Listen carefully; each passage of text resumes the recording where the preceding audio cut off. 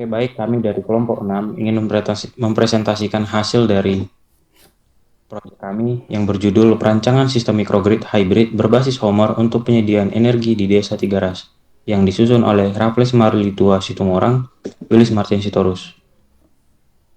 Untuk saat ini akan dibacakan oleh Raffles. Kepada Raffles dipersilahkan. Baik, untuk latar belakang kami, kebutuhan listrik Indonesia meningkat karena pemerataan akses masih menjadi tantangan. Di Desa Tigaras memiliki potensi energi surya dan angin. Microgrid hybrid atau PLTS, PLTB yang berpotensi menyediakan energi yang handal dan berkelanjutan. Untuk melakukan proyek kami itu menggunakan Homer Pro, digunakan untuk simulasi dan optimasi teknis dan ekonomi. Nah, di sini terdapat profil beban kami. Untuk energi hariannya itu 1044,6 kWh per hari. Beban puncaknya itu 97,79 kWh. Untuk pola bebannya itu mencakup sektor rumah tangga, fasilitas umum, dan infrastruktur dasar. Potensi energi terbarukan itu untuk solar powernya itu 4,63 kWh per meter kuadrat per hari atau stabil sepanjang tahun. Untuk wind powernya itu kecepatan rata-rata 1,86 meter per second. Di spesifikasi utama komponen untuk PLTS dengan tipe Canadian Solar Max Power CS6X 325P dengan tipe panel flat kapasitas terpasang 110 kW, koefisien suhu 0,41, suhu operasinya itu 45, efisiensinya 16,94. Untuk kapasitasnya itu 6 kW. Biaya investasinya awal 2.800.000, biaya penggantiannya itu 2.800.000, biaya operasi atau pemeliharaan 125.000, umur pakai selama 25 tahun. Untuk grid, harga jual PLN 1.500, harga beli PLN 700 perak.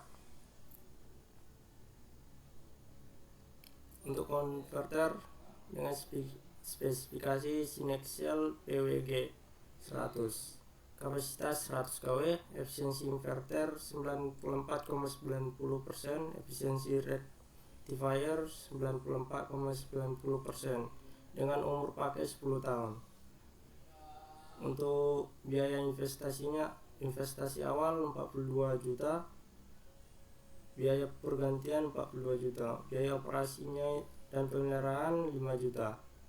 Untuk PLTB dengan spesifikasi generik 10 kW, apresiasi G10, kapasitas terpasang 10 kW, pabrikan dari generik dengan jumlah 2 unit. Biaya investasi awalnya itu 16,500 juta, biaya pergantiannya 16,500 juta, biaya operasi dan pemeliharaan 1.650 per tahun. Di sini skematik kami yang kami gunakan itu PLTS, grid, beban, konverter, dan with turbin. Lokasi studi kami dan skenario simulasi.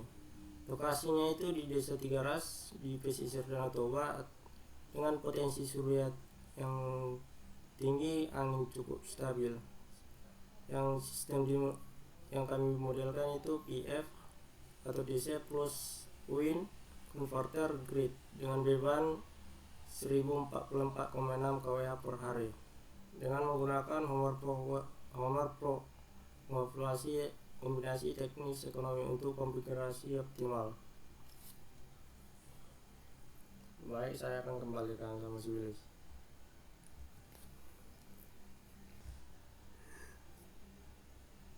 Oke, baik. Terima kasih, Raffles. Adapun hasil dari simulasi sistem kami yang kami lakukan di Homer Pro, yaitu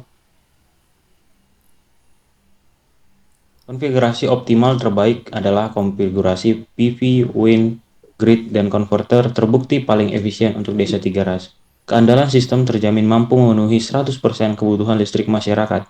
Keunggulan ekonomi lebih hemat, biaya proyek 24% lebih rendah dibanding sistem konvensional. Harga energi Rp1.085 per kWh, lebih murah dari diesel.